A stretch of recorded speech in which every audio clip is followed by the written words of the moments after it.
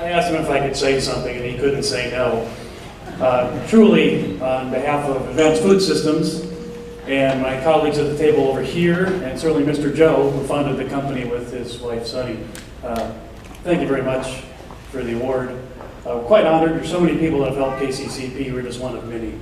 Advanced Food Systems, as you saw, and I think what Mr. Joe said, I don't speak Korean, so I'm just going to guess, but we do put good ingredients in the food, make food taste better. That's what we do.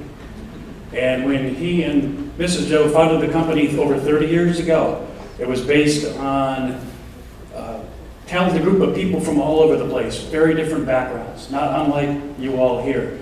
Common focus for common good, which is good food for us. That's what KCCP is all about.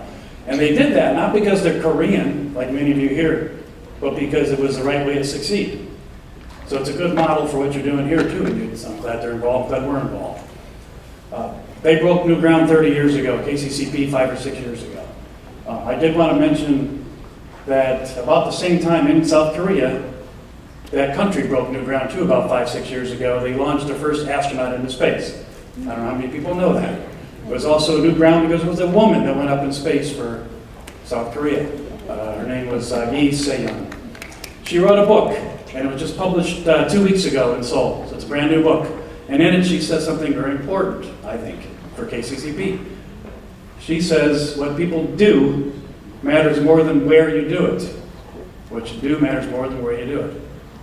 And for KCCP, where is up the road here in West Windsor. And what you're doing is creating a community, right? And it's not just for you all here, it's for your children. It's also for the greater Princeton area. That's laudable. That's one reason we like to be friends with KCCP and try to help. So I thought I'd leave you with that thought. That's what we're all about also. So again, on behalf of the company, Mr. Joe and his wife who couldn't be here tonight and my colleagues here, thank you very much.